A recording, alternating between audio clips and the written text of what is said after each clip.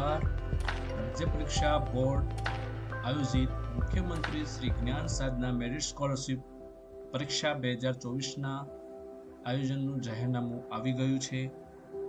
આપ સૌ જાણો છો તે પ્રમાણે ધોરણ 1 થી 8માં સરકારી અથવા અનુદાનિત પ્રાથમિક શાળામાં સળંગ અભ્યાસ કરી ધોરણ 8નો અભ્યાસ પૂર્ણ કરેલ હોય તેમજ બાળકોનો મફત અને ફરજિયાત શિક્ષણનો અધિકાર અધિનિયમ 2009 આરટી એક્ટ 2009 અને તે હેઠળ રચાયેલા બાળકોના મફત અને ફરજિયાત શિક્ષણનો અધિકાર નિયમો 2012 અન્વયે 6 થી 14 વર્ષના નબળા વર્ગોના અને વંચિત જૂથના બાળકોને સ્વનિર્ભર શાળાઓમાં વર્ગની સંખ્યાના 25%ની મર્યાદામાં મફત શિક્ષણની જોગવાઈ હેઠળ સ્વનિર્ભર શાળાઓમાં ધોરણ 1માં પ્રવેશ મેળવીને ધોરણ 8 સુધીનો સળંગ અભ્યાસક્રમ પૂર્ણ કરેલ હોય તેવા વિદ્યાર્થીઓ પૈકી તેજસ્વી વિદ્યાર્થીઓને મેરિટના ધોરણે સરકારી ગ્રાન્ટેડ અથવા તો નિયત ધારા ધોરણ મુજબ પસંદ થયેલા સ્વનિર્ભર શાળાઓ પૈકીની માધ્યમિક શાળાઓમાં ધોરણ 9માં પ્રવેશ મેળવી ધોરણ 12 સુધીનું શિક્ષણ પ્રાપ્ત કરી શકે તે માટે ગુજરાત રાજ્યના 25,000 તેજસ્વી વિદ્યાર્થીઓને દર વર્ષે પસંદ કરીને તેમને ધોરણ 9 થી 12 સુધીના અભ્યાસ માટે સ્કોલરશિપ આપવા માનનીય મુખ્યમંત્રી જ્ઞાન સાધના મેરિટ સ્કોલરશિપ યોજના અમલમાં મૂકવામાં આવેલ છે. આ યોજના અન્વયે રાજ્ય પરીક્ષા બોર્ડ દ્વારા મુખ્યમંત્રી જ્ઞાન સાધના મેરિટ સ્કોલરશિપ પરીક્ષાની વિગતો યોજવામાં આવેલ છે જે તેને લઈશું. જાહેરનામું 25 જાન્યુઆરી બહાર પડશે. વિદ્યાર્થીઓ માટે ઓનલાઈન રજીસ્ટ્રેશન ફોર્મ ભરવાનો સમયગાળો 29 જાન્યુઆરી 2024 થી 9 ફેબ્રુઆરી 2024 સુધીનો છે. આમાં કોઈ જ પ્રકારની ફી વિદ્યાર્થીએ ભરવાની નથી. આમાં પરીક્ષા 30 માર્ચે યોજાનાર છે. કસોટીમાં બેસવા માટેની પાત્રતા એક વખત ફરી આપણે વાંચી લઈએ. સરકારી અથવા અનુદાનિત પ્રાથમિક શાળાઓમાં ધોરણ 1 થી 8નો સળંગ અભ્યાસ કરી ધોરણ 8માં અભ્યાસ કરતા હોય કે ઉત્તીર્ણ થયેલ હોય તેવા આવકની મર્યાદા ધ્યાને લીધા વગર તમામ વિદ્યાર્થીઓ અથવા તો આરટી એક્ટ 2009ની કલમ 12(1)(c) ની જોગવાઈ હેઠળ સ્વનિર્ભર શાળાઓમાં 25%ની મર્યાદામાં ધોરણ 1માં પ્રવેશ મેળવેલ વિદ્યાર્થીઓ કે જેઓ ધોરણ 8માં અભ્યાસ કરતા હોય કે ઉત્તીર્ણ થયેલા હોય અને જેઓની વાલીની આવક જ્ઞાન સાધના મેરિટ સ્કૂલ પર આ વખતે આરટી એક્ટ 2009ની કલમ 12(1)(c) હેઠળ પ્રવેશ માટે નિયત થયેલ આવક મર્યાદા કરતાં વધુ ન હોય તેવા વિદ્યાર્થીઓ પરીક્ષા આપી શકશે. પરીક્ષા ફી આ યોજના માટે કોઈ પણ ફી ભરવાની રહેશે નહીં. માળખું પરીક્ષાનું માળખું બહુવિકલ્પ સ્વરૂપની અને વિવિધ હેતુલક્ષી સ્વરૂપની મલ્ટિપલ ચોઇસ ક્વેશ્ચન આધારિત બેઝ પર આધારિત રહેશે. 120 ગુણના આખું પ્રશ્નપત્ર રહેશે ને 150 મિનિટનો સમયગાળો રહેશે. પરીક્ષાનું માધ્યમ ગુજરાતી અંગ્રેજી ભાષામાં રહેશે. ઉપરાંત મેથ બૌદ્ધિક યોગ્યતા કસોટીના 40 પ્રશ્નો રહેશે. 40 ગુણ. ટેટ એટલે કે શૈક્ષણિક યોગ્યતા કસોટીના 80 ગુણ અને 80 પ્રશ્નો 150. જો કોઈ કિસ્સામાં વિદ્યાર્થીનું એક સરખું મૂલ્યાંકન મેરિટમાં આવે ત્યારે પસંદગી યાદી તૈયાર કરવાની પદ્ધતિ નક્કી કરવાની આખી સત્તા રાજ્ય પરીક્ષા બોર્ડની રહેશે. પ્રજ્ઞાચક્ષુ વિદ્યાર્થીને 30 મિનિટનો સમયગાળો વધારો આપવામાં આવશે. મેટ એટલે કે બૌદ્ધિક યોગ્યતા કસોટીના 40 પ્રશ્નો જેની અંદર શાબ્દિક અને અશાબ્દિક તાર્કિક ગણતરીના રહેશે. આ પ્રશ્નોમાં સાદ્રશ્ય, વર્ગીકરણ, સંખ્યાત્મક શ્રેણી, પેટર્ન, છુપાયેલી આકૃતિ, ધોરણને અનુરૂપ સામાન્ય જ્ઞાન વિષય આધારિત પ્રશ્નો રહેશે. શૈક્ષણિક યોગ્યતા કસોટીના 80 પ્રશ્નોમાં ધોરણ 8ના ગણિતના 20 ગુણ, વિજ્ઞાનના 20 ગુણ, સામાજિક વિજ્ઞાનના 15 ગુણ, અંગ્રેજીના 10 ગુણ, ગુજરાતીના 10 ગુણ, હિન્દીના 5 ગુણ આમ વિષયનો સમાવેશ થશે. અભ્યાસક્રમ ધોરણ 8નો ઉપરોક્ત વિષયનો રહેશે. આ પરીક્ષાના કેન્દ્રો માટે પરીક્ષા માટે નોંધાયેલા વિદ્યાર્થીની સંખ્યા તથા પરિણામોની વહીવટી ગુણવત્તા અનુસાર રાજ્ય પરીક્ષા બોર્ડ ગાંધીનગર દ્વારા ગુજરાત રાજ્યમાં જે તે તાલુકામાં કસોટી પરીક્ષા કેન્દ્રો નક્કી કરવામાં આવશે.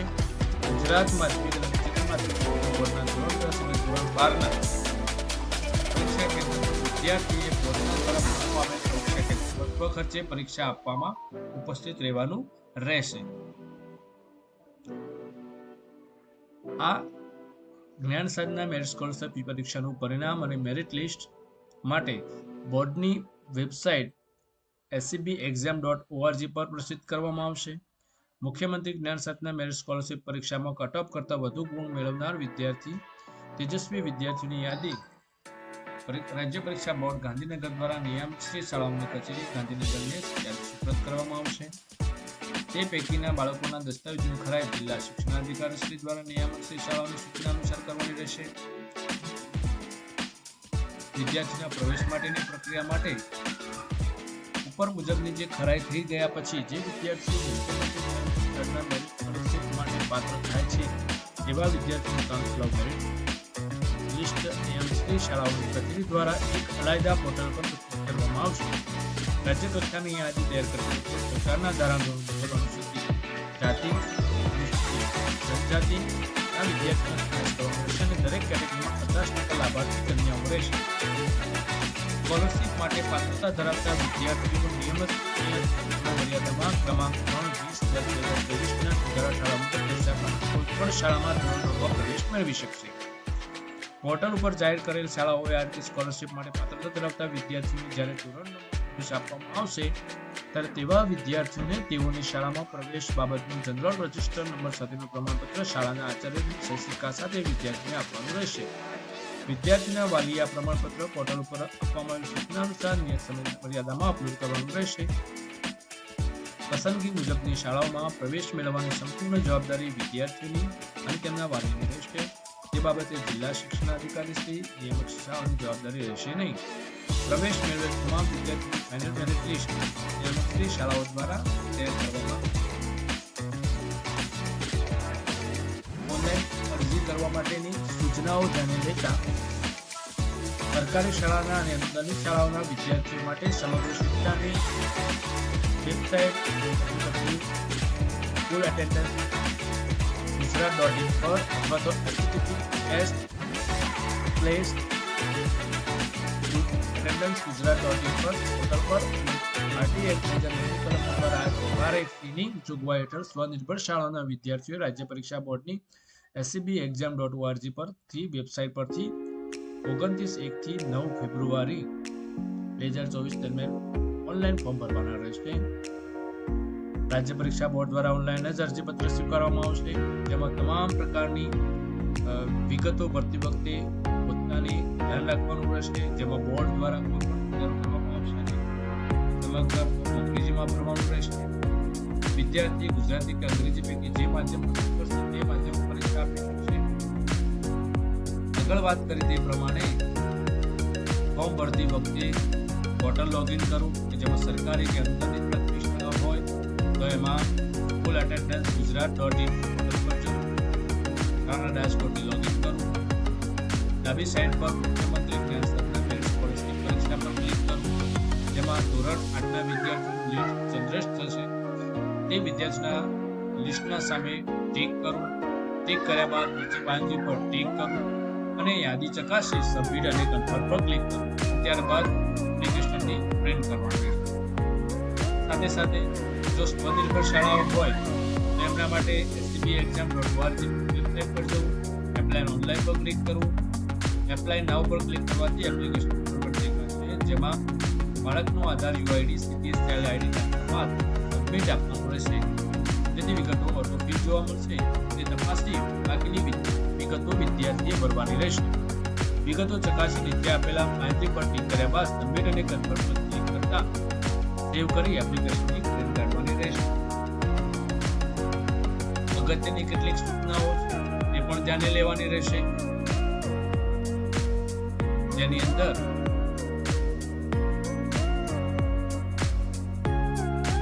સરકારી અનુદાનિત શાળાઓના વિદ્યાર્થીઓને ફોર્મ ભરવાની વ્યવસ્થા શાળા દ્વારા કરવાની રહેશે. સ્કોલરશિપ પરીક્ષા માટે ઓનલાઈન ફોર્મ જ માન્ય રહેશે. સ્કોલરશિપ પરીક્ષાના મેરિટના આધારે યાદી તૈયાર કરવામાં આવશે. આ માટે scbexam.org વેબસાઇટ સતત જોવાની રહેશે. સરકારી શાળા અનુદાનિત શાળા માટે સમગ્ર શિક્ષા કચેરીની વેબસાઇટ સ્કૂલ એટેન્ડન્સ ગુજરાત.in પર તેમજ સ્વનિર્ભર શાળાઓ માટે scbexam.org વેબસાઇટ પર આવેદનપત્રો ઓનલાઈન ભરવાના રહેશે. ઓનલાઈન અરજી પત્રકો દર્શાવેલ વિગતો રાજ્ય પરીક્ષા બોર્ડ દ્વારા ભરાઈ કરવામાં આવતી નથી. તે વ્યક્તિગત માહિતી તેમજ અન્ય વિગત માટે વિદ્યાર્થી પોતે જ જવાબદાર રહેશે. આ પરીક્ષા માટે રાજ્ય પરીક્ષા બોર્ડ ગાંધીનગર દ્વારા આવેદન ઓનલાઈન ભરવામાં આવે છે. તેમાં જે માહિતી માંગવામાં આવેલી હોય તે માહિતીની વિગતો વિદ્યાર્થી દ્વારા આપવામાં આવી હોય અથવા તો ખોટી માહિતી આપવાનું બોર્ડને માલુમ પડશે તેવા વિદ્યાર્થીના પરિણામ રદ કરવાનો નિર્ણય અધ્યક્ષશ્રી રાજ્ય પરીક્ષા બોર્ડ લેશે. પરીક્ષાલક્ષી તમામ બાબતો માટે અધ્યક્ષ રાજ્ય પરીક્ષા બોર્ડનો નિર્ણય આખરી રહેશે. વિદ્યાર્થી છે તે વેબસાઇટ ઓનલાઈન ભરેલ ફોર્મની પ્રિન્ટ કાઢી પોતાની પાસે રાખી શકશે. હોલ ટિકિટની જાણકારી આપની શાળા દ્વારા જણાવવામાં આવશે. ઉપરાંત આપના રજિસ્ટર મોબાઈલ નંબર પર SMS દ્વારા કે પછી આપના દ્વારા scbexam.org વેબસાઇટ ચેક કરતા રહેવું પડશે. વિદ્યાર્થી હોલ ટિકિટ ડાઉનલોડ કર્યા બાદ નીચેની પાછળ આપેલી સૂચનાઓની વિગતવાર અભ્યાસ કરવાનો રહેશે. હોલ ટિકિટ સાથે પરીક્ષા વખતે આપવામાં આવતી OMR નમૂના પર છાપેલ તમામ સૂચનાઓનો વિગતવાર અભ્યાસ કરવો ખૂબ જરૂરી છે, જેથી પરીક્ષા સમયે કોઈ ગૂંચવણ ઊભી ન થાય. હોલ ટિકિટની કોપી કાઢ્યા બાદ વિદ્યાર્થી શાળામાં અભ્યાસ કરતા હોય તે શાળાના આચાર્યશ્રીના સત્રિકા સાથે તેમજ બાળકે પોતાનો પાસપોર્ટ સાઇઝનો ફોટો હોલ ટિકિટ પર ચોંટાડવાનો રહેશે. રાજ્ય પરીક્ષા બોર્ડ ગાંધીનગર દ્વારા લેવાયેલ પરીક્ષા બાબતે વિદ્યાર્થીને લાલચ કે છેતરપિંડી આચરે તેવા અસામાજિક સાવધ રહેવા જણાવવામાં આવે છે. કોઈપણ જાતની લાગવગ લાવનાર વિદ્યાર્થીને ગેરલાયક ઠરાવીને શિક્ષણ કાર્ય કરાવવામાં આવશે. સરકારી કે ગ્રાન્ટેડ શાળાઓના વિદ્યાર્થીઓ શાળા દ્વારા હોલ ટિકિટ આપવામાં આવશે. સ્વનિર્ભર શાળાઓના વિદ્યાર્થી પોતાની પ્રાઇસ હોલ ટિકિટ પોતાનો કન્ફર્મેશન નંબર ડાઉનલોડ કરી શકશે.